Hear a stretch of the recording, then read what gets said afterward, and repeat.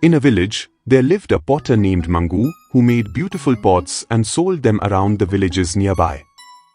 People waited for Mangu's rounds to buy his pots. Mangu's pots made him quite rich. But he did not like to give a paisa to anyone.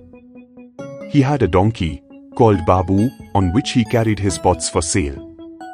The poor donkey was a sorry-looking creature because Mangu did not feed him well enough. Mangu's wife cared for Babu and saw how he had become. She felt very sorry for the poor creature. One day, Mangu's wife decided to teach Mangu a lesson. When she had fed and groomed Babu, she took a small pin and put it in the sack on Babu's back. As usual, Mangu came out in the morning and began to put pots into the sacks on Babu's back. Then, holding a stick in his hand, Mangu began his rounds. For a while all went well.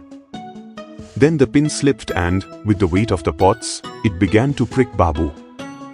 He wriggled a bit and whacked by the potter. Babu felt the pin poking him and took off at top speed. He shot through the villages with bits and pieces of broken pots flying in all directions as villagers watched in wonder. They say Mangu racing after his donkey with a stick in his hand, yelling, "Stop him! Stop him! That's my donkey!" The villagers joined the chase and there was soon a crowd of men and children following the donkey and Mangu as they all galloped through fields and country roads. Soon the sacks were empty and worked loose. In a while, the sacks flew off too. Babu finally stopped as there was nothing poking him.